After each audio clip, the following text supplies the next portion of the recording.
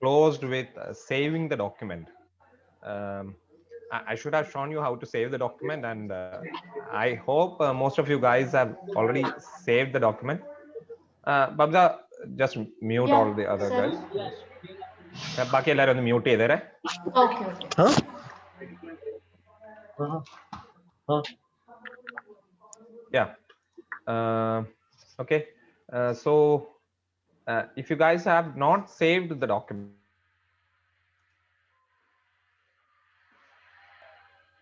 okay, I'm speaking about the document we were working on yesterday, this particular one. So if you guys have not saved till what we have done yesterday, I have shared a link of my document with you in the chat box, in chat box of Zoom, this meeting. You can it's a Google Drive link. You can go to that link and download that thing and continue. If you have shared, if you have saved the work you have done yesterday, well and good. Now uh, this was the document we were editing. So we kept the first page as is. We didn't do anything in there. On the second page, we saw how to apply text styles and all those things, and line spacing and paragraph spacing we saw, the font editing, all those sections we saw. Then we saw how to insert image, how to manipulate those things, how to change the size, everything like that we saw. Bullet points, we saw that. Okay, then coming to the next page, we saw how to insert a table, how to format those things. We saw all those things. Then the next page we did till I think page 5. This is page 5. We can see that here. Okay, on page 5 we formatted the text, and we made a section of the text into 2 columns, and we highlighted another portion of the text. Okay, we this was where I left yesterday. So now what we have to do is we have to insert a 3 images, actually, not one image, 3 images inside here, at this position actually, and that should be arranged well. So a simple trick to do that is actually to insert a table of I want 3 images. So I will just insert a table with 3 columns and 1 row. I just inserted a table there. Then I will just click somewhere else, and I will just go to insert, and I will go to picture. Then I go to picture, and then I will navigate to where I want. It will be actually the folder, this same folder. I have given you these files in that zip file, compressed file. So we'll be selecting these 3 yellow small PNG images. This is named contact.png, gear.png, and handshake.png. I just press and hold Control and select each one of them. So I can specifically select all these 3 images. So once more I will show you. I press on the first image, select the first image, hold down Control key on your keyboard, and select the rest of the images. Okay, you can select specific images from there. Images of whatever it is, you can hold down Control and click on this. Okay, then click insert, and the 3 images gets inserted. Now you can try to manually arrange these images. Say you make the size smaller. Okay, size smaller, and you can try and manually arrange these things, but it's a tad difficult. So what I will do is I will just drag each of these image into each cell of this table. I will just drag it here. First image I have dragged there, second image to the second cell, and third image to the third cell, and I'll just resize this thing, and you can see that the cells are automatically adjusting as per the size. I'll just reduce the size of the first image. Okay, I think this is similar in size now. Okay, similar in size, and the alignment is slightly off. I can just select this row, and in the design tab, sorry, not the design tab, layout tab, I can just go to alignment and just press center alignment. So the alignment is also fine now. Now I would like to change the uh, backdrop of this cell. You can see that when you have selected that picture, since that picture is inside a table, all the three tabs have come on. One tab for picture formatting and two tabs for table formatting. All the tabs are highlighted now. I can go to design tab, and I can go to shading here. I can select say this color for this thing, the same color for this one, and I'll probably select a lighter tone for this. Okay, so I'll also um, leave it as no borders. Okay, so uh, this has come like this. Okay, now we can see that the pictures are aligned inside a table, but to someone who is viewing this document, it does not seem like this. If we want to since these colors are given, the cells are visible. If we want to avoid that, we can even change it to no colors. Then uh, just by viewing this, no one will understand that this thing is inside a table. If you hover your mouse over that, you can see this small dot coming here and small dot coming here, the small symbol coming here, and a dot coming here. That indicates that this is inside a table. And if you click the table tools and tab in the ribbon section comes on. That's how you understand that this is inside a table. Now I will just press undo to bring the colors back. Okay, so that's all for this section. This is actually a very easy technique to arrange multiple images within your page. You can do that however you like. Okay, uh, then moving on to the last page, there's nothing much to do in the last page. Just you just have to format the text. Excuse me. Yeah, Yeah, I have a question regarding that putting these images. yeah. Basically, after placing these images, right? How uh, we can reduce the size of the document?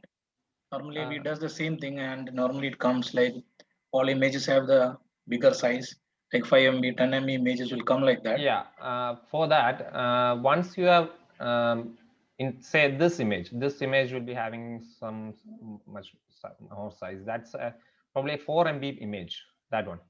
Okay, that's 4 MB image. What you can do is you can select that image and go into format, and you can click on compress image here.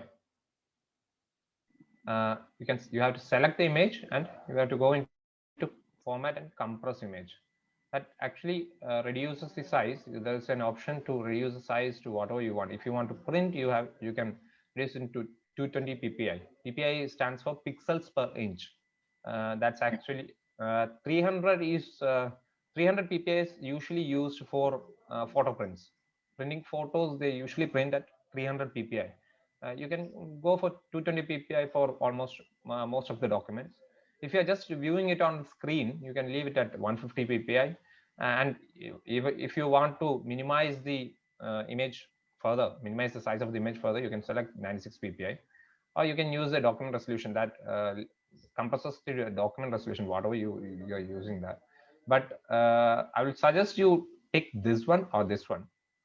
Okay, and compression options apply only to this picture. If you untick that, it will apply to all the pictures. And another tick is the delete cropped areas of the picture.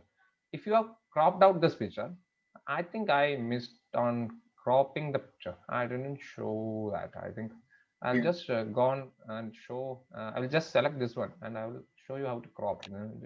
It's just simple. So you just select this picture, the format tab comes on, and you can go to format. This small icon is there, cropping.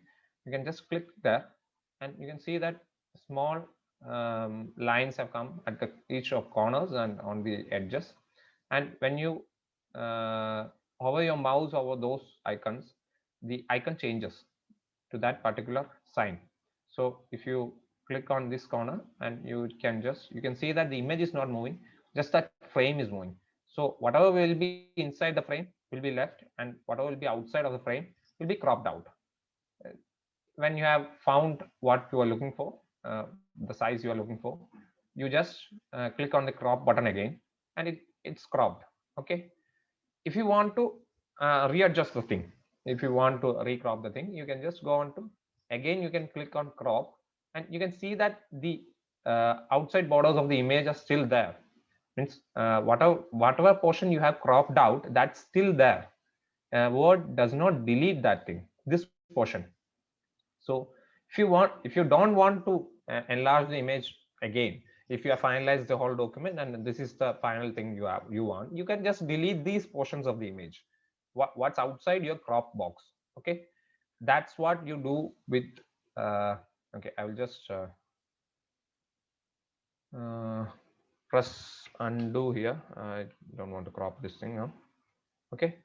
um, Now when you go on to select the image and compress picture, when you apply delete cropped areas of the image, whatever you have, whatever there is outside that crop box, it will be deleted. That's also used to reduce the size. uh, then another thing, it's actually not inside Microsoft Word.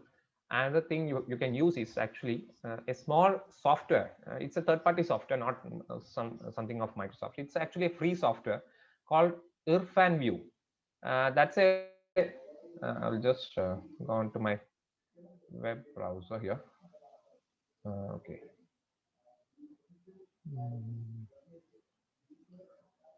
Yeah, this one, Irfan View. The name is Irfan View. Okay, and it's actually very small software.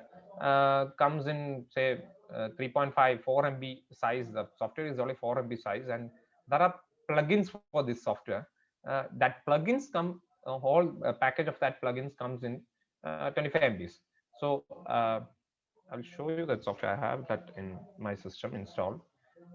This is the interface of that software. In here, if I just drag and drop an image inside, I just opened this image with Irfan View. This is not part of this training. I'm just showing this thing. Okay, this can be very useful. Now, Irfan View. This one, there's a tool file. If you when you go to file and just click on save as. Okay, just click on save as. When you are saving as JPEG, the file type is JPEG. There's a option called, you can click on this small dialog box here, show options dialog, and an option box comes on here. Okay, you can adjust the quality of the image here. When you adjust the quality to lower settings, the image file size will be lower. When you increase the quality to higher settings, the image file size will be higher. So I'll just go to say a backup drive, and I will just save it here. uh, I'll just adjust the quality to 80%. Okay, and the neat trick here is you can set the file size, you can set the target file size. You can just tick here, put a tick here. It is specified in kilobytes, KB. So I have given 2000 KB, that is 2 MB. I'll just give it 1000 KB, that's 1 MB. Okay, uh, I can specify the file sizes here, and I will just save this thing. Okay, save. Now I'll just open that particular image. Yeah, you can see that it's 856 KB. That file has been compressed and it's 856 KB. This is actually a very neat tool, and the thing with this tool is you can do this in batches of images. You can select this batch conversion and rename, and you can select all these images, how many ever images you want. You can select all those images. You can go into you can save this as JPEG, and you can go into options, and you can do these things for as many images you like at one go. You don't have to select each image and do that for each. You can select all the images you want. You can put the settings here in the options dialog box. Okay, and put OK, and you can select the location where you want to save here, and you can just click start batch, and it will convert all those images using the settings you are given. Okay, this is another method. It's not inbuilt in Microsoft Word or anything. It's just another free software actually. Uh, Free software for non-commercial use. It's free, and you can download it from the website. Irfan View. The name is Irfan View. Okay. Okay, noted. Yeah. I hope that solves your problem. I faced this same problem earlier. When you add too many images, the size becomes huge. Yes, yes. Basically, when we prepare our condition survey report, 90% is images only. Okay, okay. Yeah. Um, and another thing I will show you once we are saving this document. You can save the document as PDF. That also compresses the whole document and reduces the size. If you can share it as PDF, I'll show you how to share the same document as PDF. Now, coming back to where we left, when you go into this, the last page, I'm just going on to the last page, and this is the heading. So I'll be applying heading 0. We set a particular style as heading 0 and heading 0, and this is heading 2, and those should be bullet points. Okay, we can even give numbers here, and same functions as bullets, just instead of bullets, numbers will be coming. If you want to continue the list, you can just go on pressing enter, and you can go on adding to the list. Okay, that's all with the editing the text part of this image. We have almost completed the text part.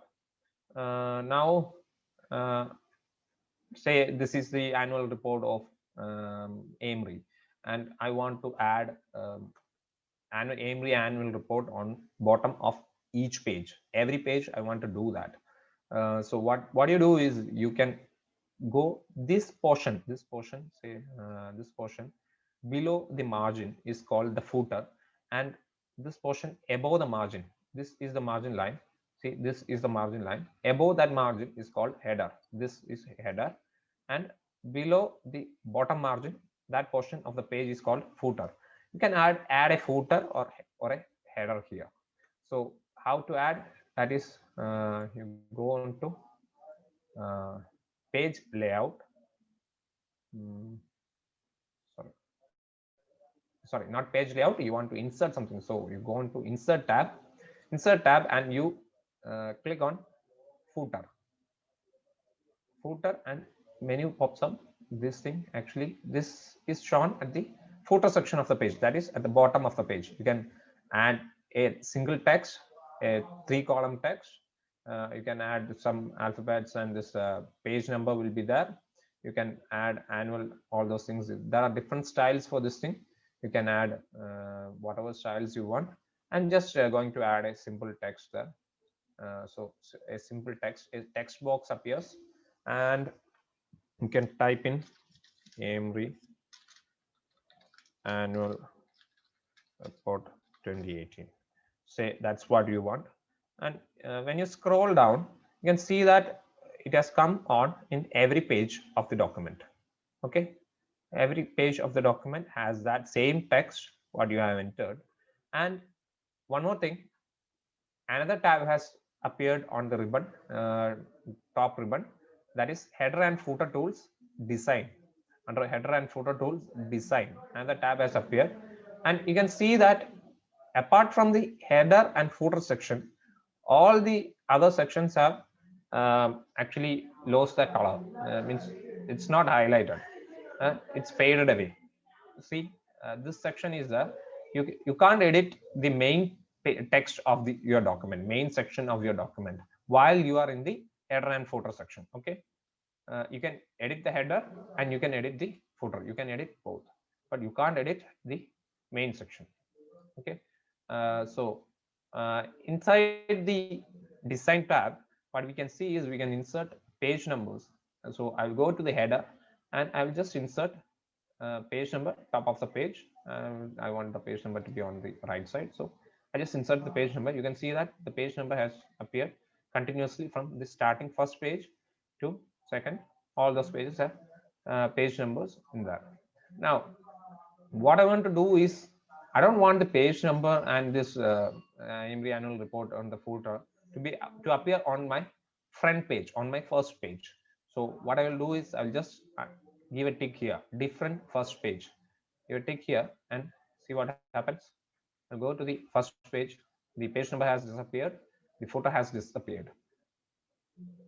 Page number starts from this page, but it's not shown in the first page. One is there, but it's not shown. Okay, it starts from 2 on from the second page to this photo section is already there. Okay, that means you can give some other text you want for the first page. First page, say you want Aris Group company, you can give some other text that's only for the first page. This is the second page. Second page, every annual report is there. On the first page, this is there. You can even give different header and footer styles for odd and even pages. When you are printing, you will be seeing two pages at a time. You will be seeing one odd page and you will be seeing one even page. That's why that thing is there. You can give a different header and footer for the odd page, and you can give different style or different text for the even page. Okay, you can give the time, you can give insert picture, all those things are there. It's almost similar to what you do for the main section of the page. That's all with the header and footer. You can do all these things. Okay, now I'll just exit the header and footer section. What you do is, you either press on this close button here. You just press on this close button here, and you have exited the header and footer section. You can see that the header and footer is still there.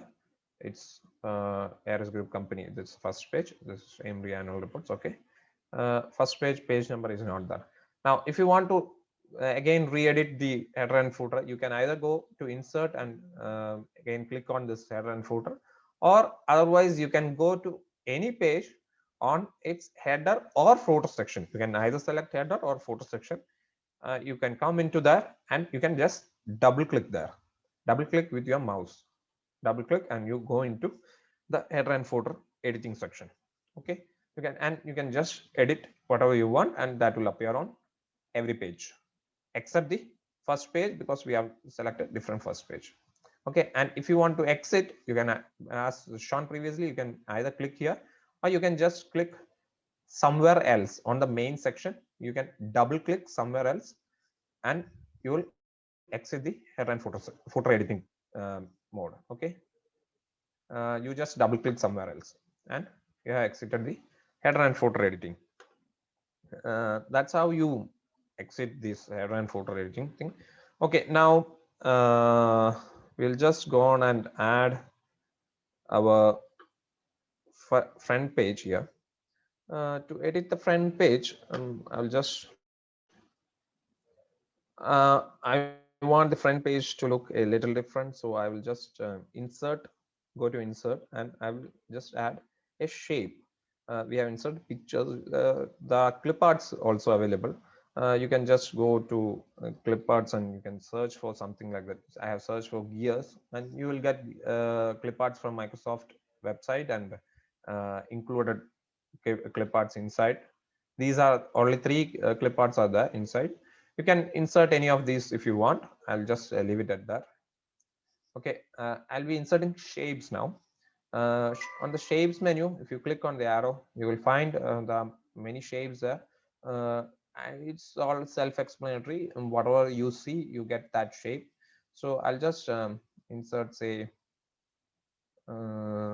this shape, or I'll just insert a rectangle. Rectangle with, say, something like this. Okay. And once you have drawn, actually, to draw the rectangle, I will just press Ctrl Z and do it again. Insert, you select the shape you want, and you get a cursor with a crosshair, and you just click some wherever you want and click and drag till you get the shape you need. Okay, just click and drag, and you, once you have got the shape you want, you just release the left mouse button. That's all you do. Okay, so then as in modifying the pictures, you get all these small dots at each corners and edges. You can manipulate these things. And another tab comes on, and the ribbon tab in the tools ribbon, you can add shapes, insert shapes again. You can shape styles are there, just like in tables or something like that. You can add shapes with gradients. You can add shapes with solid colors. You can add shapes without any color inside and just a border. You can add shapes with chiseled sides. All those things are there. Okay, I'll just add a shape with a slight say this one.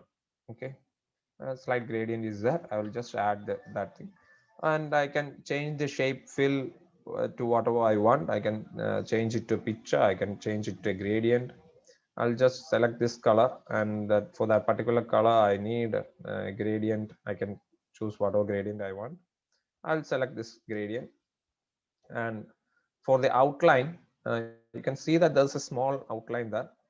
So selecting the shape, I will just select no outline. And you can also select shape effects, just like you did for pictures. You can do that. I will select no shadow. And you can actually type inside a shape. You can type text inside a shape. I'll just click on this thing, and you can just type with your keyboard, and the text will appear inside a shape. I'm just doing Control Z to undo that thing. Okay, now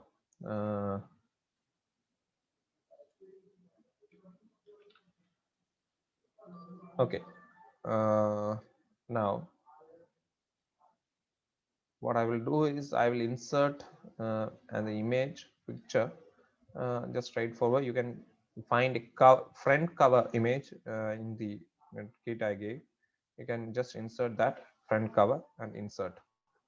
Okay, now this image has been inserted, but it's beneath that what do you call that shape. So what do you do for that? You just select this image. You select square, not in line with text. You don't want to be in line with text for this images like that. You select square. You can see that the text has gone down, and this yeah, that text was there. That's why it came there. I just wanted it like this. So if I want to bring the shape forward, means the shape should be over this image. What I can do is I can just select this image and send it backward, and you can see that the shape has come forward. Now if I want the image to be at the front, I can just click on this and bring forward, and it has come to back. And this bring to front means it will come to the more first position. And if there are multiple things stacked away, it will be the first one, bring to front. And similarly, bring to back means it will be at the last at the stack. Okay, this is how you want the image to be. And then what I will do is I will just insert another shape. This time I will select something like this. And sorry,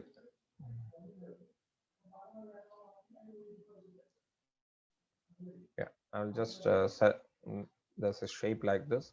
Now for this shape, you can see that there are two additional small yellow squares, diamond shapes maybe.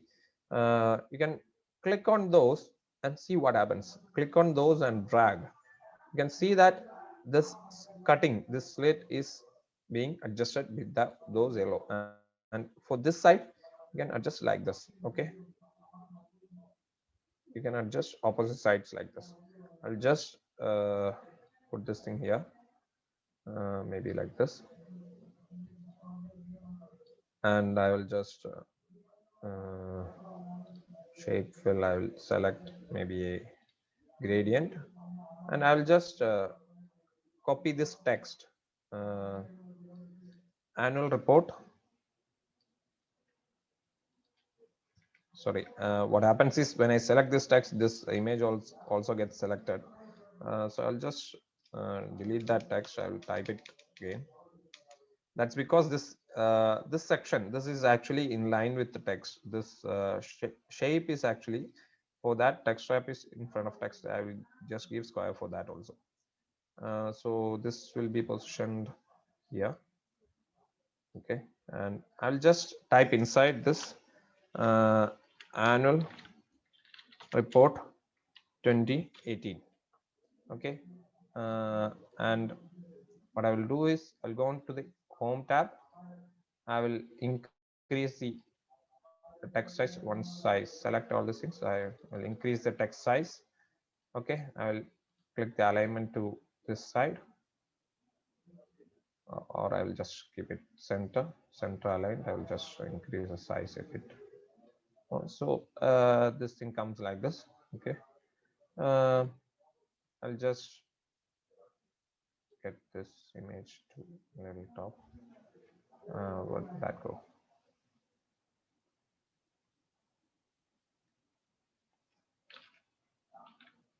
What happens is this actually changes the text wrap of these things. That's the problem.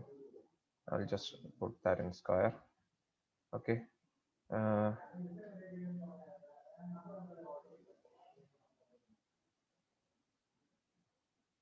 yeah.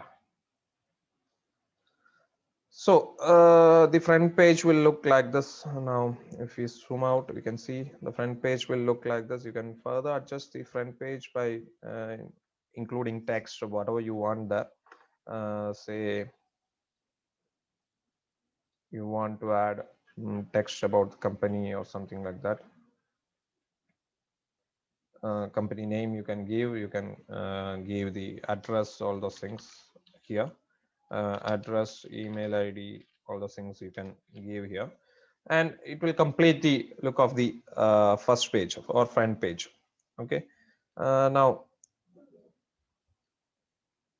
uh, this is the first page. The second page, what's missing here is actually a say a table of contents. Means a what do you say for that? A table of contents is actually a list of items inside this document. So either you can do that in two ways. I want that to be the second page. So what I will do is I'll just go to this section of the document to our stockholders. That's starting of the second page, and I will just insert a page break there. To insert a page break, you hit Control plus Enter on your keyboard. Keeping Control plus pressed, you click on Enter in your keyboard.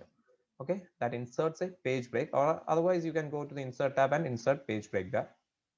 Okay, now coming to the second page, what you're going to do is you can either you want to insert a table of contents, you have to list out the headings inside this document.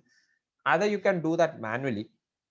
You can just go to the third page here now, and copy this heading and paste it here, and then you can see what page number that has got. You can type the page number there. That's actually very tedious, and that's the method you do that manually. Now Word has a automatic tool for that. So for that thing, you go to the references tab. Now we have gone to home, insert page layout, then we are going to references tab. Inside the references tab, there's a small section called table of contents, and table of contents is there. You can just click on that and you can see that there are automatic table 1, automatic table 2, and manual table. We don't want manual entries, so we will go for automatic table. So whatever you want, you can select. You just the headings will change. This thing has contents, this thing has table of contents. Whatever you want, one heading you can select. So I'll just go and select automatic table 1, and once I click on here, see what happens.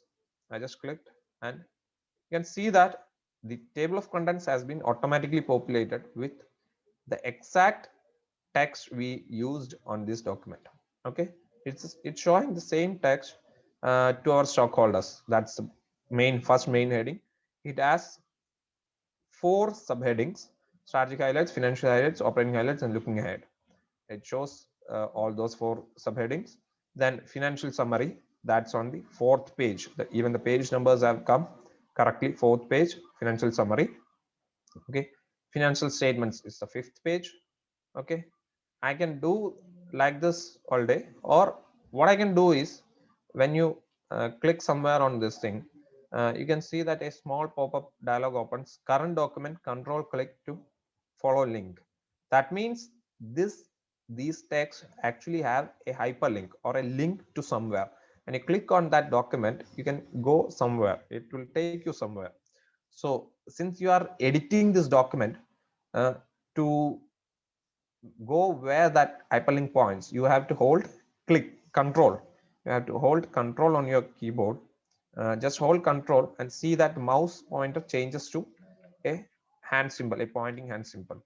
So once you hold control, the mouse pointer becomes like this. Say I want to go to notes to financial statements, and I just click on that, and you can see that the cursor page has moved to this, and cursor is here, notes to financial statement. I'll just zoom in, so only one page is shown.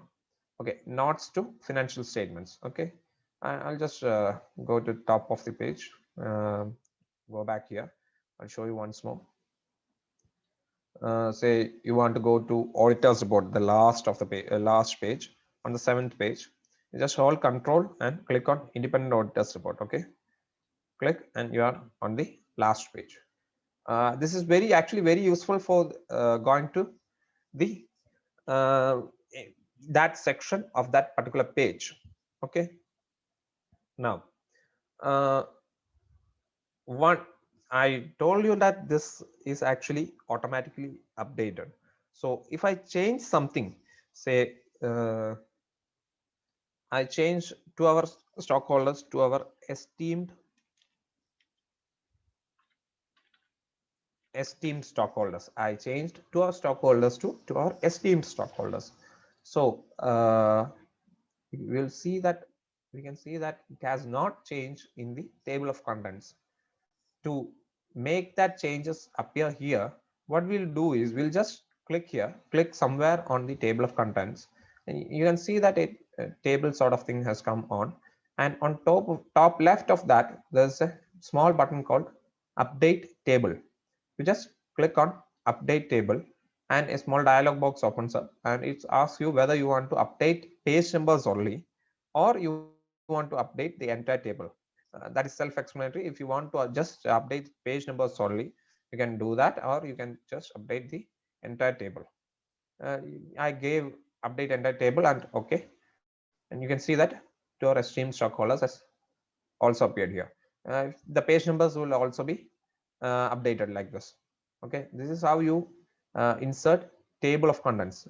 Now for this thing to work properly, what you have to do is you have to actually format your text very neatly using the text styles. You have to define your headings using text styles. You have to say to the Microsoft Word that this is a main heading, and this is a subheading nested inside my main heading. This is a normal text, normal is there. So this is a heading 2, this is heading 1. From this formatting only, Word understands that this should go into the table of contents. So it's very important for the automatic table of contents to work. It's very important that you format your text like this. Okay, uh, if you do that only, this table of contents will be generated correctly. Otherwise, there will be mistakes. Okay. Uh, Now that's all about table of contents. Now, as someone said here, you people work with a lot of images in your reports. So if you want to give a list of images, list of figures, or list of tables, that's also possible. You can go into reference tab again. You can see that reference tab, there are other options for footnotes, there are options for citations and bibliography, there are options for captions. Captions is there. Now I just click on this document, and I just click on this document, this image, and what I do is I just insert a caption. I just click on insert caption, and what comes is caption figure 1 is there, since you have already selected that image. Now label is figure, table, equation. You can give caption for figures, you can caption for tables, you can give caption for equations, all those things you can do. I'll just select figure, and where should it appear? Below the item, above the item? I want it below the picture, so I'll just give it it's figure 1. Then I'll do I'll just give example caption. Okay, I just gave example caption and gave okay. You can see that that caption has appeared here. Okay, now I go to the last section of the document.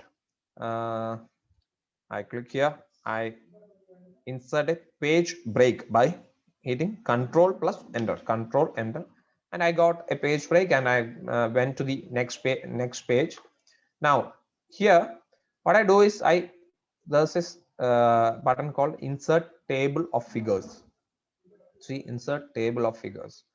I just click there, insert table of figures, and it shows a dialog box asking you what you want: print preview or web preview. Print preview is actually very useful if you are going to print this document and you don't want any hyperlinks or something, you want the page numbers and all those things. Web previews, it will be actually hyperlinks, all those things. So I will just select print preview. This is, but the thing will be like this. If you're selecting print preview, it will be like this. Okay, I'll just okay, and you can see that it has come on like this. And here also the hyperlink will work. You can just hold down control and you can click on the first one and it goes there. Okay, and if you give captions to another image or another this, that will also get populated here. You can update the table here. Once you click here, and there's an update table button there, you can update the table. Same dialog box as in table of contents appears. You can update page numbers only or the entire table.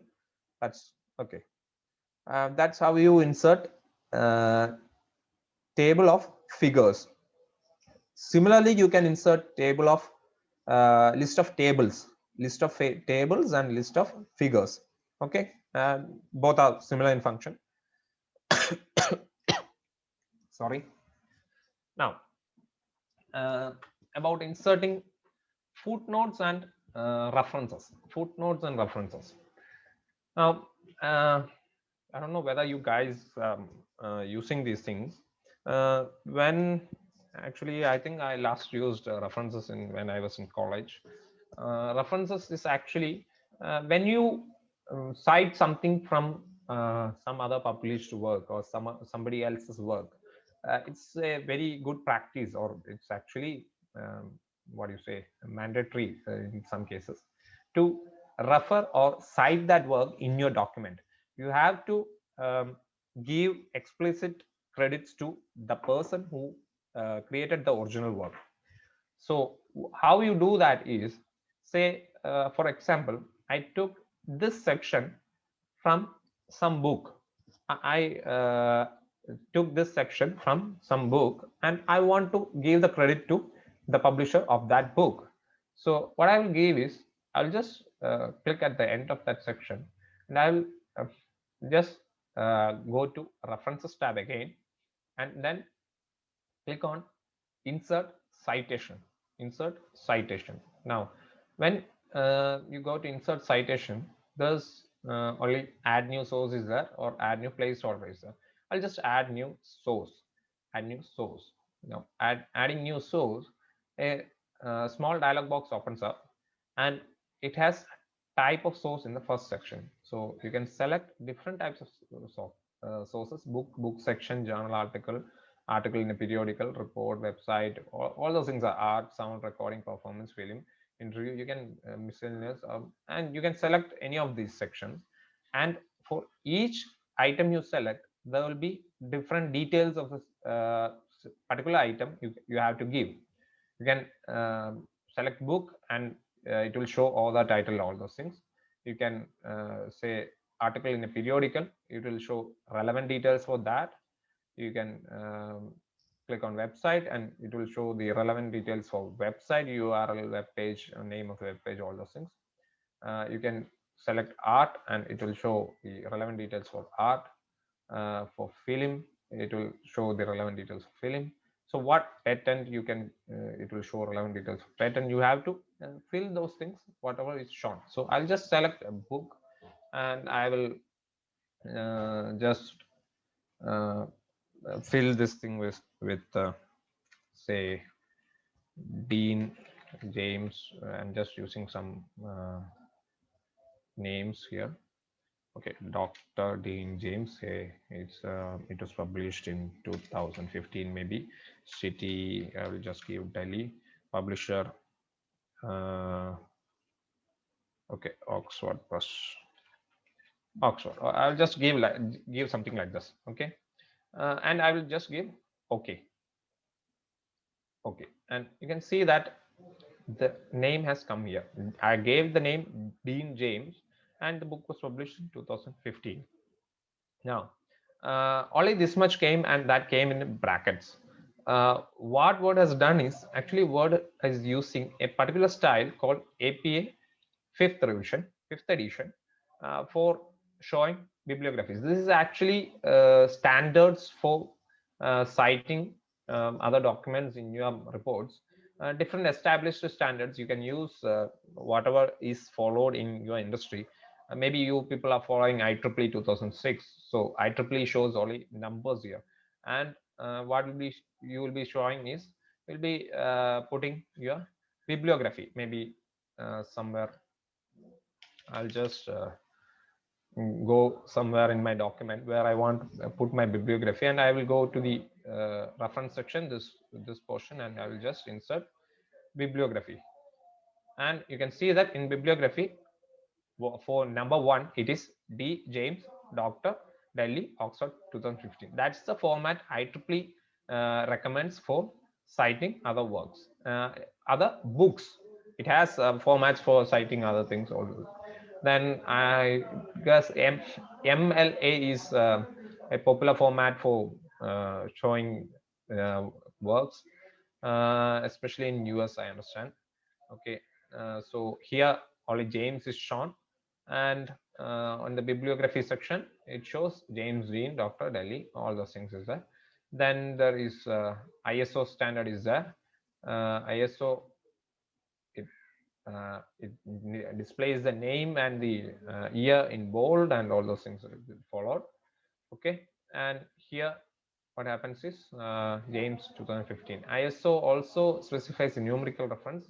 For numerical reference, only one number will be there. For one referred there, it will be the corresponding one in the bibliography section.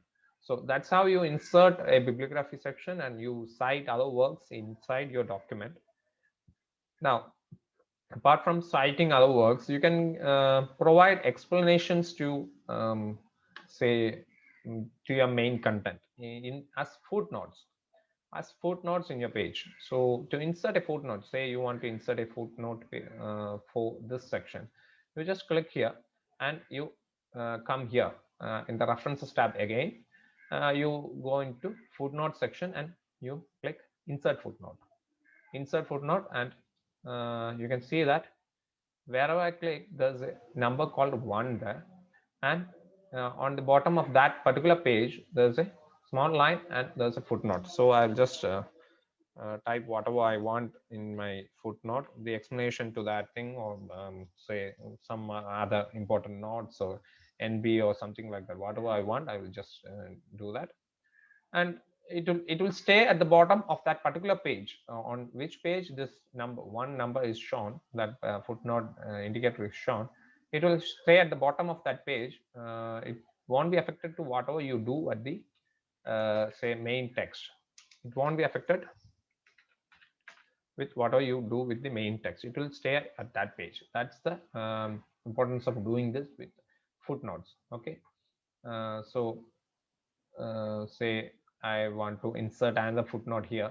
I'll just go here and I will just insert again. I will type insert, and you can see that the numbering has automatically come, and it's 2 now, since I have already inserted the first footnote. This is the second footnote. So I can type again here example 2. Okay, second footnote has come. So that's how you insert footnotes. So that's about it, about inserting footnotes, all those things. Now what do you want to do next is, I think, say you have finished this document, and you want to give this document for review to your manager, your senior, or somebody else, or maybe you want this to be peer reviewed. So what you will do is you will save this document. To save the document, I missed this portion yesterday. So to save the document, you can just press uh, here on this top. If you have saved the document already once, you can just save the changes here, or you can go to file menu. Here there's a file menu, and you can go to save as. So save as button there, and a dialog box opens. You can navigate to wherever you want from this section. You can navigate to wherever you want, and you can go there, and you can give the name for the document what you desire, and you can save the document as, save as type is Word document. You can save the document as a Word document. That will enable you to reopen this document, make further changes, and again save this thing. Okay, that's why you want to save this as a docx. The extension will be docx. So now if you go in here, there are other types of documents you can save this as. This is a macro enabled document. This is actually older format for Microsoft Word. It was actually doc. It is Word 97 2003. So if you want to share this document with somebody who uses the older versions of Microsoft Word, you have to actually save the document as this particular format, doc. And then if you want this to be a template, that can be .t. Then coming down, another important one is actually PDF. As I mentioned earlier, if you save the document as PDF, the file sizes will be very low. It will be easier for you to share. And another advantage of saving as PDF is, if you are taking this file to some other computer and opening it there, and maybe printing the file from there, it's actually very useful to save the document as PDF in here and then export. Because if you do that with docx or doc, Microsoft Word itself, what happens is, if the second computer is using some other version of doc, or second computer is missing some fonts you have used or something like that, there's a chance that the formatting you have done may be messed up. The alignments may be rearranged or something like that. The formatting may change. So to ensure that the formatting remains unchanged, it's as you have did it in your original computer, it's better to save it as PDF and then send it to the second computer to get printed or for viewing or whatever it is. The disadvantage is, once you are saved to PDF, you need other tools to edit that thing, or you will have to convert the PDF back to uh, docx if you don't have the original file. That does not work every time. So if you want to edit, you will be forced to save it as docx only. If you don't want to edit at the second computer, or you just want to share this document for viewing to somebody else or for printing, I will suggest you save it as PDF. Okay. So I just saved this document as docx only. I'll just click on save, and that's done. It's saved. Now, as I was saying, you have done this report. You want to give this report for reviewing to somebody else. Somebody else need to look at this report and approve that this thing is in proper order. or he or she would need to give suggestions of changing these things. So you have saved this report and you have sent it to your manager, say your manager, and your manager is viewing this report. Now say this is your manager viewing this report. He'll start at the first page and he will, okay, first page looks good, okay, second page, this is contents, okay, that looks good. uh, on the third page, he will see, to our esteemed stockholders, the manager want to suggest that you delete this thing, but the manager wants to discuss that with you before deleting. So how does the manager do that?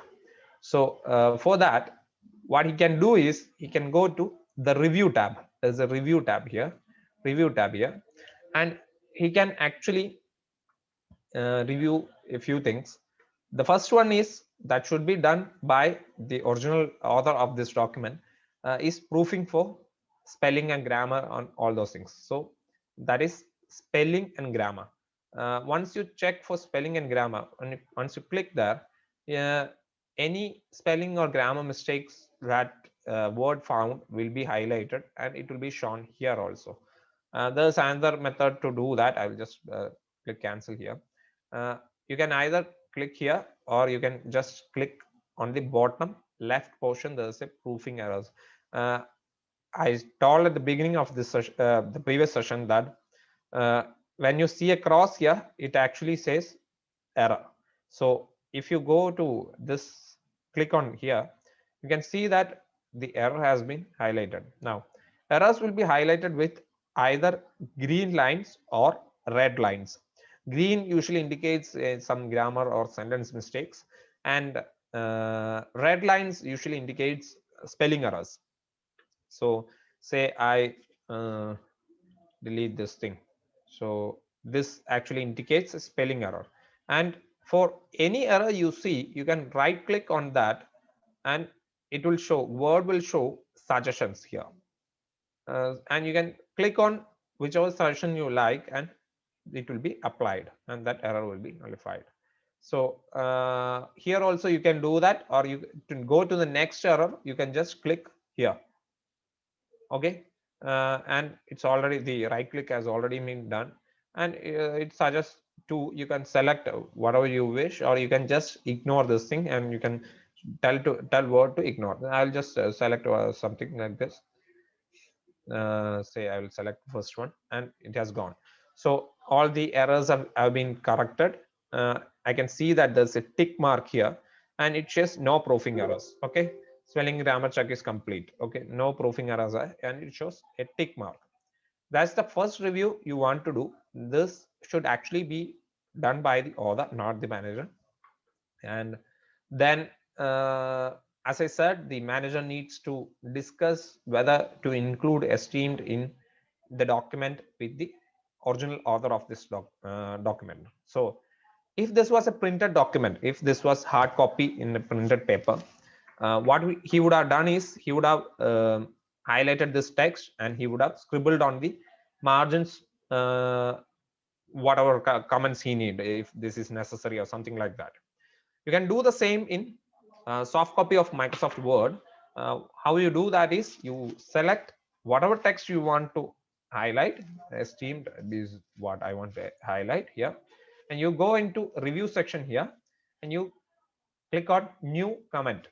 You can comment on the document.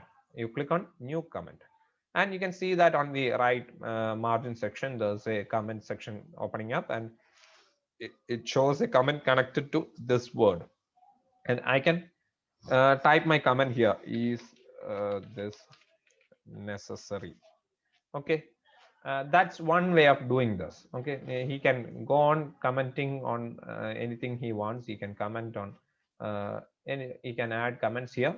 Okay, and if you added this comment, unnecessary comment here, you can just right click on the comment and you can delete the comment. You can change comments here. You can re-edit the comment. You can okay, you can do all those things inside the comment also. Okay, once you have commented to all the changes you want or all the discussions you want, uh, you can do another thing also. you can actually suggest changes without commenting. You can just add edits. Say you want to make this section, this whole section bold. You want to make this whole section bold. You can either select this thing and right click and on insert comment, and you can put this as this should be bold. You can put a comment like this. That's one way of doing that. Or otherwise, what you can do is you can come to tracking section here. You can come to tracking section here. Click on track changes. Click on track changes. What that does is Word does not apply all the changes you make to the document at that time. It just tracks what change you make and records that. See what happens when I I have selected tracking changes. It's on, and I select the section I want to change the format, and I just change the format for that section. I just selected bold here. See, a line has appeared here indicating that there is a tracked change here, and the text became bold, and uh, and, and the comment box like thing indicates formatted font bold.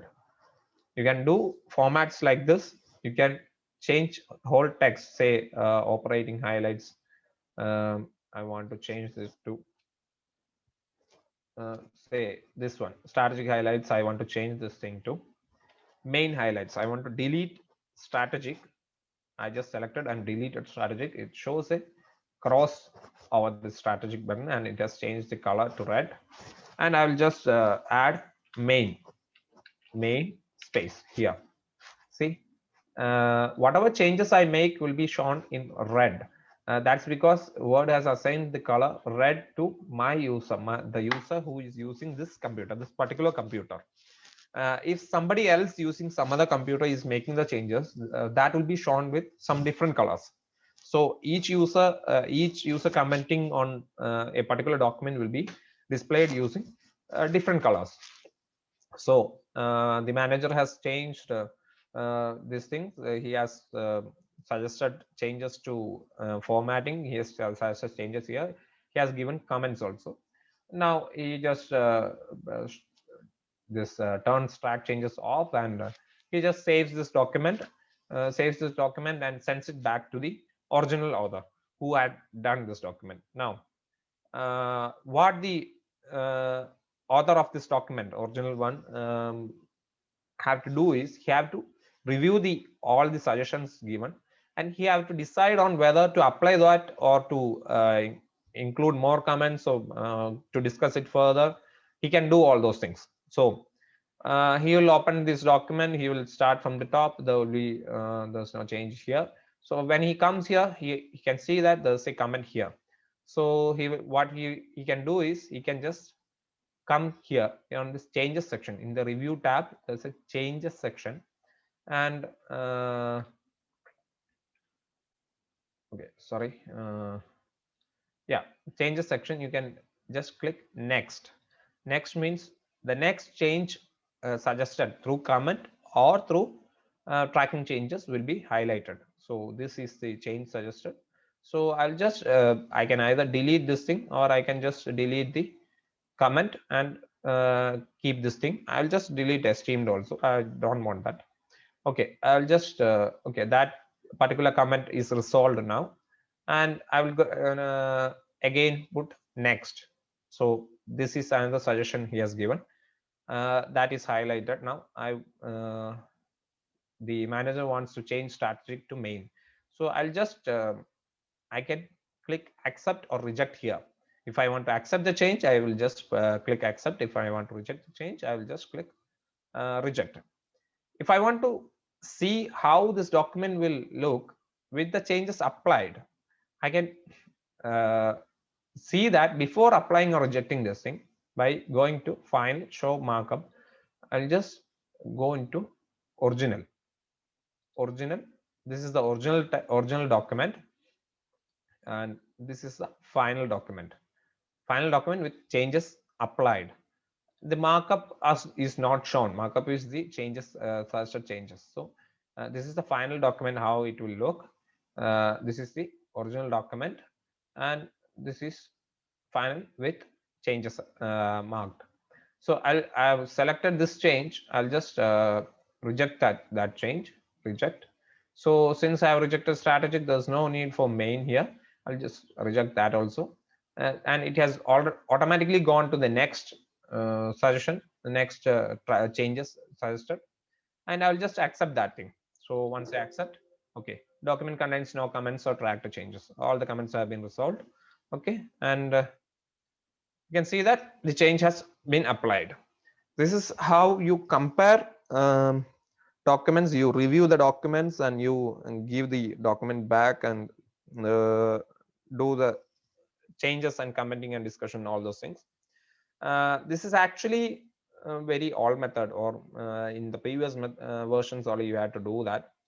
uh, there is just you can either choose this method, but the problem with this method is actually if you want to um, collaborate between say 5 or 6 people, 5 or 6 people will be collaborating on the same document, and each one will be commenting on the document, and it will result in actually you'll be passing on the same document versions 1 2 3, all those things between all these five people, and it will become very tedious. All those tracking changes and applying all those things will be very tedious. Now a much more streamlined or much more efficient way of doing this thing is to do this on the cloud. What you can do is I'll just save this document now, and I'll just close this. Okay, I'll go into to just open another window. Yeah, uh, you can use cloud documents for this thing. Cloud documents is now the document resides when you are using Microsoft Word till now, the documents resides on your personal computer. In cloud documents, the document will be in a server in the internet. It will be on the cloud, and you will be accessing the document through internet. uh, so if you have internet connection, you can access the document, you can edit all those things, it can be done, and you can collaborate with multiple persons and do that in real time. So there are multiple services enabling this thing. There is Microsoft 365, as I said, the latest version of Microsoft Office. Office 365 enables this collaboration. That's a paid service. If you have paid for the license of Office 365, you can do that. There's a free version of Microsoft 365 available, but the functionalities are limited. So what I will do is I will go to Google Docs. It's a document processor, word processor by Google. Uh, I'll go to Google Docs and I will show you how this can be done in Google Docs. Okay. When you just press Google, the web address for that is docs.google.com. docs.google.com. That's the address you want to go. And you have to sign in with your Google account inside that. I have already signed in with my Google account. So this is the first page you will be seeing. On the left side, there's a menu button. There's different uh, docs types you can avail from Google. Google Docs is actually word processor, similar to Microsoft Word. Sheets is actually spreadsheet, similar to Microsoft Excel. Slides is actually PowerPoint presentation, similar to PowerPoint presentation. It's actually presentation software. And Forms is Google Forms for collecting information and filling forms, all those things. Okay, now we'll be staying in Google Docs itself. So we'll be staying at Google Docs. It's this same page.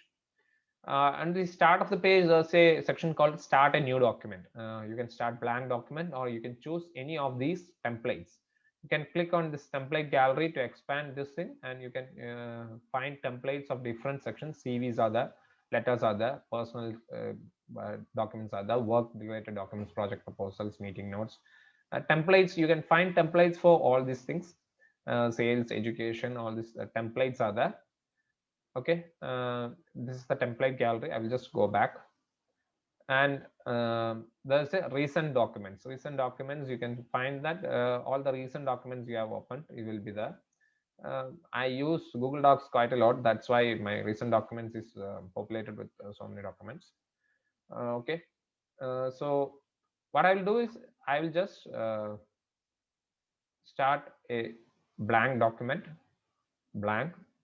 You can see that this is the this is not exactly similar to what you see in Microsoft Word. The in Microsoft Word there was a ribbon tab and all those things. In here there's no ribbon or something. There's just menus nested inside file, edit, view, insert, all those things. Menus are there, and there's a small toolbar below that.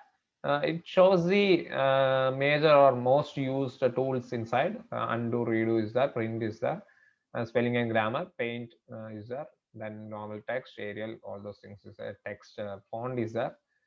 You can select font styles, text styles here. Font size is there, bold, italics, underline, all those things. Font color is there, highlight is there, hyperlink is there, image inserting images is there, and this text alignment, all those things, line spacing is there, then bullets and numberings are there, indentation is there, and all those things are there. Now there's a docs home button here. You can give the docs title or whatever name you want to the document here, and then there are share and all those things here. That's the basic interface of this Google Docs. Now you can find that almost most of the tools you use in Microsoft Word, most of the tools you use in Microsoft Word are available here. Not all, but most of them are available. um, you can find those inside these things. Insert the most of the tools inside insert in the ribbon tab is available in the insert menu here. Regarding formatting, you can find it here. Other tools is there. Viewing modes and all those things are here. Editing, copying, the undo, redo, all those things are here. Okay. Now file section shows opening and new document, open an existing document, make a copy, download, all those things are there. Now what we will do is we will just open the same document that we were editing on Microsoft Word using Google Docs. For that, you go to the file section and click on open.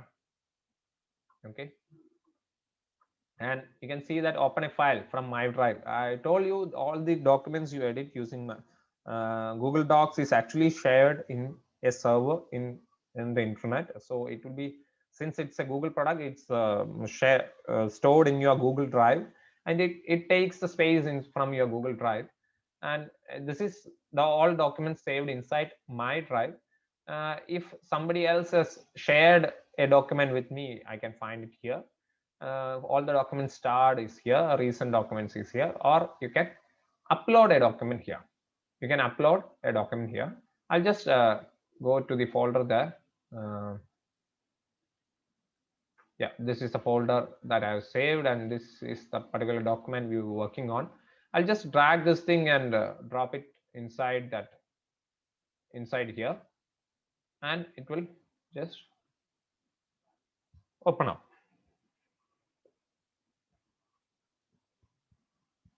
Now, by the time this is opening, I want you guys to do something for me. I want you guys to send me your email IDs through the chat in Zoom. Make sure you are sending an email ID of Gmail, your Gmail IDs. If your work mail is linked to Google Workspace, if it is controlled by Google Workspace, that's also fine. Please do share your email IDs, Gmail IDs, Google email IDs through the chat. Okay, now the document has opened, and as I said, since this is a Word document, the alignments, all those things have changed in the front page. You will have to correct it manually here. Okay, you can just go on correcting this thing, and I'll just leave it at that now. Now I'll just show you something here. The As I said, Google Docs or cloud documents offer a very neat experience or a very efficient experience for collaborative working. I'll just jump into collaborative section here. There's a section called share. On the top right, you can find that there's a section called share, and there's a small lock button there. When you hover your mouse over there, that shows private only me. That means only I have control of this document. All this document is shared only with me. No one else has access to this. So I want to change that. So what I will do is I will click on share, and a sharing options dialog box opens up, and you can see that this is the mail ID I use, that, and my name is shown there, and this yeah, I guess somebody was asking something. Okay, I'll just continue. Okay, the mail ID I am using is shown here, and it's shown owner. So I'm just the owner of the document. Now I'll just copy and paste some of the mail IDs I got from the chat in here. Okay, Shabari Sharis. Okay, that's one, and this is the second one. Uh, okay, this is the third one. Okay, I just pasted the three mail IDs here, and you can see that the whole this pop-up menu has changed, and you can type in a message if you want. Hi, please open the document. You can type in a message if you want, like that, and then you can change what permission you are giving to these people. You can change the permission. You can change the permission from editor to commentator to viewer. Viewer means you will be having, these people will be having only viewing permissions. Commentator means they will be having commenting permissions. Editor means they will be having the permission to edit the whole document. So I'll just go with editor here, editing, and you can just send. I'll just send this thing. Only three people have shared their email IDs in here. So I have shared. I will just reopen the shared button again. I will click on here. Now you can see that share with three people. So it's showing all the names of these three people. I can change the permissions if I want. Then okay, it's still editor. I can change to commentator if I want. I can change again. How many times I want, I can change. At any time I can change that. Now if you guys will please go into mail, there might be a request to for this thing in your mails, this particular mails, there will be a request, and if you guys can open that thing, that will be good. Okay, and for those of you who have not shared the mail ID, I'll do one thing. I'll go in, there's a section called get link at the bottom of this thing. Get link is there, and you can see that it's get link restricted, only people added can open with this link. What that means is I can copy the link here, link is copied, and I can share the link through chat or WhatsApp or whatever you want can use. I can share that link to anyone I want, but whoever opens that link will need to ask permission before opening the document. Means I will have to explicitly allow that person to access this document. Then so what happens is I'll just okay, copy link, and I'll just share the link through the chat. I've shared the link through the chat. I think some people, other people have also given mail IDs. I'll just add them also. There's some error with that mail ID. It doesn't have an @ symbol or something like that. Please check that.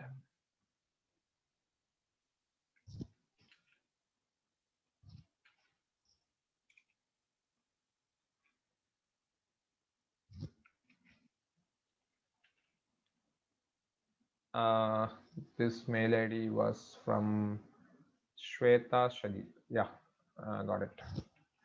Okay, I can just cross this thing and okay.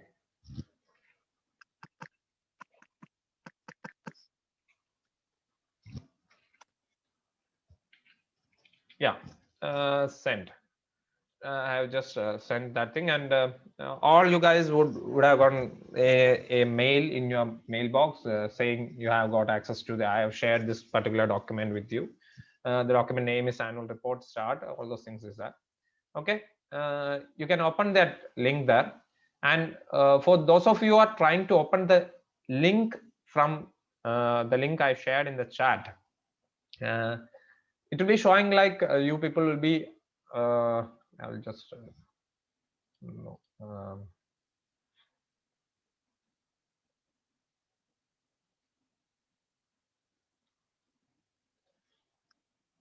yeah.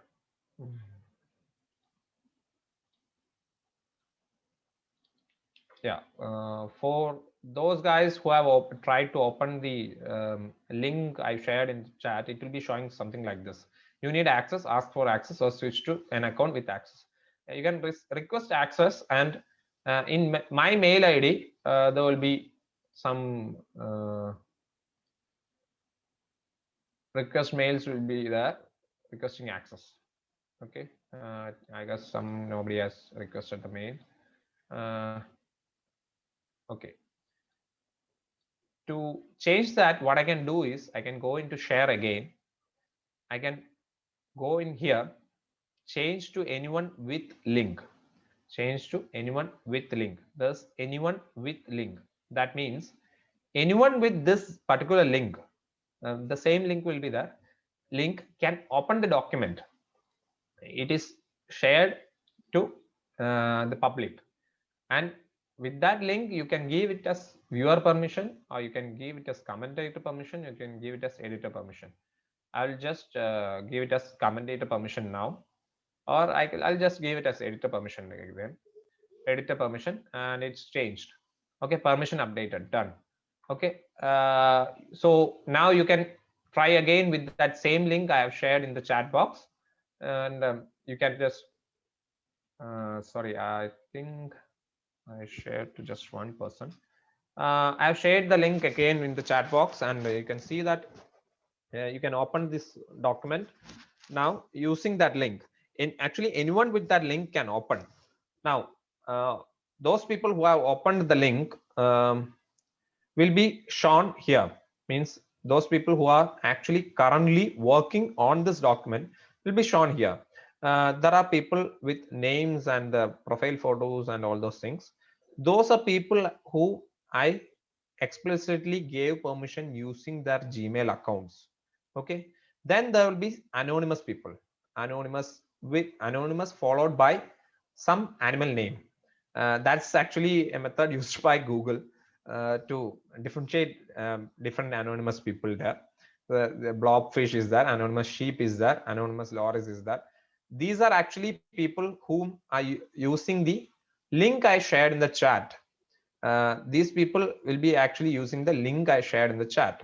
Now, everyone has been given editing permission in this document. If you want to see what somebody is doing inside this document, say, I want to see what Mr. Manjeet is doing in this document. I'll just click on his icon on the top of this window, and I'll just go there. He's, I think, now somebody is here. The cursor is here. You can click on, you can hover over that cursor, and you can see that who that is. Shabri Janar, he has moved here. Sumi Jackson is there. See, Shabri is typing something there. You can see that in real time what the other guys are typing. Now, I will just invite all of you to come to the last page. I will just insert another page here on the last page and go on typing whatever you want there. You can see that somebody is typing there. Anonymous Loris. I don't know who that is. See, people are adding pages there, and they are going on typing. You can do that in real time. Now, they have Now these people are, I think you people are very familiar with these things. Okay, now what I want to do is, uh, somebody is already commenting. I will show you how to comment this thing. For those of you who don't know, I guess I'm guessing that at least some of you will not be knowing these things. Okay, you select whatever text you want to comment, or whatever section you want to comment, and you click on the add comment button on the margins, or you right click and you click comment, uh, and one comment box will be inserted, and you can just go on typing uh, whatever comment you want, and put, click on comment. The beauty of this thing is, if somebody wants to chat about this thing, or somebody wants to say something to me as a reply to this, they can do that. They can just click on this comment, and there will be reply or add with others. Okay, I can just point somebody here. I can say, somebody was Manjeet Design. I can reply to that particular person. I can point him, please look into this, I can tag him just like in WhatsApp chat or something like that, and it will be displayed for him. Okay, and he can comment down here. Anybody can, please, somebody comment down here. We can see that. Okay, and once you are discussed about these changes, and once you have finalized what to do, you can apply the changes here, and you can resolve this comment by clicking on this tick button. Okay, that's what you can do here. One thing is that. Next is, you can suggest changes. As in Word, you can also suggest changes. For that, what you have to do is, either you have to select a text and right click and go to suggest edits, or you can do is, you can come here on top, there's a small writing called editing. You can click on that, and you can see that there are three sections here: editing, suggesting, and viewing. So when you go to suggesting, it will be like the interface will be similar, but whatever changes you do, it will be like suggesting.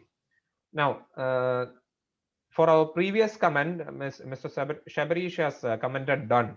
So what I will do is, I don't want that comment to be there now. The changes has been resolved. The whatever problem was there, whatever problem was we are discussing, it has been resolved, and I can click here to mark as resolved and hide discussion, and that thing will be hidden. Okay. Now, coming back, we'll go to suggesting. We have gone to suggesting, and I want these things to be deleted. I don't want that thing in my document. So I'll just select that, and I will just delete this. So they have given like that. See, Agrima Ventures on this time today deleted this. This text was deleted. If somebody in this document, some other fellow in this document needs to approve this thing, they can approve. If you want to reject that, you can do. I can make any number of changes here. See, somebody has added this thing, and somebody has rejected the suggestion. I will just approve that thing, and I will just remove that. So I've just deleted this thing, and some see, they have already rejected, and somebody please approve this thing. Yeah, somebody has approved. So now I want to know who has approved that. So how do I do that? I go into here, open comment history. Open comment history. You can see that all the comment history has been saved. I deleted this thing. Sumi Jackson has suggestion accepted. So this was the Ganpat Desai added these things. Sidesh Karboktar suggested rejected. All those things. Whatever you do, whatever suggestions, whatever comments you do, that's recorded here. Who has accepted the suggestion? Who has rejected the suggestion? Who has commented what? All those things are recorded here. So you can go back to these things. You can do whatever changes you want. Okay, now I'll just uh,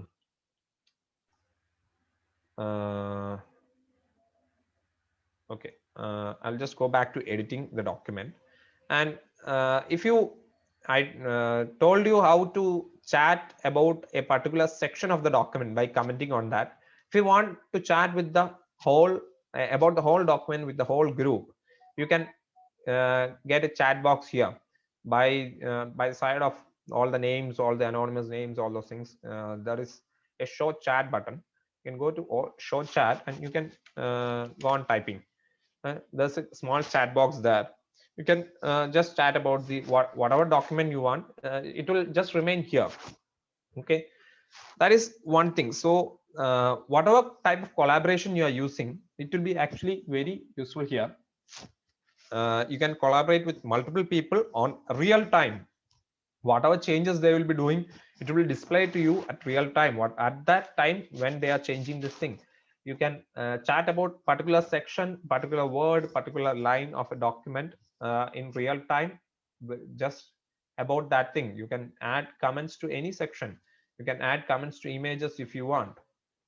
See, you can add comments to images. You can add suggest changes to images. You can add comments to images. I can delete that particular image. I can change the alignment of that particular image. Whatever I want, I can suggest, I can edit, I can comment. And that can be seen by everyone using this document. And you can change permissions for each person using the document. uh, uh, Even after sharing. Now for those guys who are using the link, I'm just changing the permission to it's commentator. Now I'll just change to viewer. uh, Viewer. Now now what happens is, those of you guys who have opened this document as anonymous or using the link I shared, you people will be having only viewing permissions. Viewing permissions means you will be seeing the document like this. I can go into the this section and select viewing. All the toolbars are hidden. You will be seeing the document like this. You can just view the document. You can print the document. You can copy the copy text, I guess. You can't do anything much further than that. You can't comment also. So I have restricted the commenting also from here. Now I can go into share again. I can change the permission again. I can give them editor permissions, editing. Okay, done. So all the people using the anonymous links, if you refresh your browser, you will get editing permissions, I guess. If you haven't got it already, you can refresh your browsers and you will get editing permissions. Now about this cloud document, uh, I guess I have already overshot the time by 8 minutes. I will just stop. There is Yes, Arun, I think tomorrow you can take it Yeah, up. It's sorry, already 6. I didn't see the time. Yeah. Sorry about that. Tomorrow I think we will finish off within say half an hour or something like that. There won't be any 1.5 hour session. We'll finish off within half an hour. I just want to show you guys a little more things in here. This Okay. Yeah. yeah, these recordings will be shared because some of them could not join today because of some Yeah. urgent. Yeah, Yeah. sure, sure. The recording will be shared. Okay, fine. Yeah, I hope today's session was useful. This Yes. Google Docs will be, I think it will be very useful for you guys if you are creating shared or collaborative documents, all those things. You can try these things. You can try out this document. I've shared the link already. You can try in this document. If you find any doubts, you can ask tomorrow. If you have any doubts in Microsoft Word, also you can ask tomorrow. If I know that by then, I will share clear the doubts right away. If I don't know, I will check somewhere, I will find out and I will clear. Okay, if you have any doubts now, you can ask or we'll leave. I think we'll leave. Anyone has any doubt because the things were Will clear. there be any class for this Microsoft Excel? Excel is coming most probably next month. Okay. Yeah. We'll be Okay, coming up with thanks. that also. Okay, thanks. It's already planned. Most probably it will be next month. Okay, noted. Okay. I hope no one has doubt in today's class. Yeah. Okay. Sorry about overshooting the time. I didn't see the time. Sorry about that, guys. It's okay. We are still working over here. We have 1 more hour to work. Yeah. Okay. Oh yeah. Okay. Okay. Thank you then. Thank you, guys. Okay, thank you, team. Thank you. Thank you, Sarun. See you tomorrow. Yeah, Bye-bye. thanks. Yeah, thank you.